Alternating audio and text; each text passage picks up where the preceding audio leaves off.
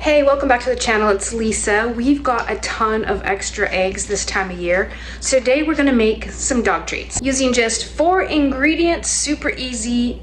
The dogs love them. We're actually using the oldest eggs that we have for the dogs. They're not rotten or bad or anything, but when you float an egg and it's down straight on the bottom of the glass like this, it's the freshest.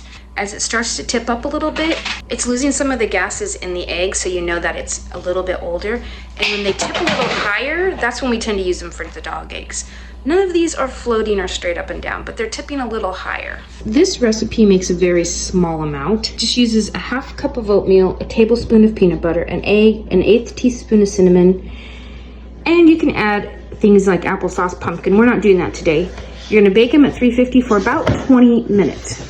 We're using 32 eggs, 8 cups of oats, 2 cups of peanut butter, and 2 teaspoons of cinnamon. She's cracking all of the eggs into the bowl. I'm greasing the casserole dishes with some avocado oil. I'm just using 2 9x11s. Just adding the oats.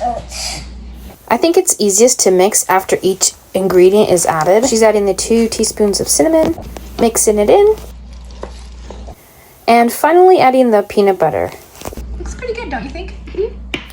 Now I'm just going to split the batter between the 2 pans, and they're ready to bake in a 350-degree oven for 20 to 30 minutes. This batch was pretty thick. It took about 30 minutes.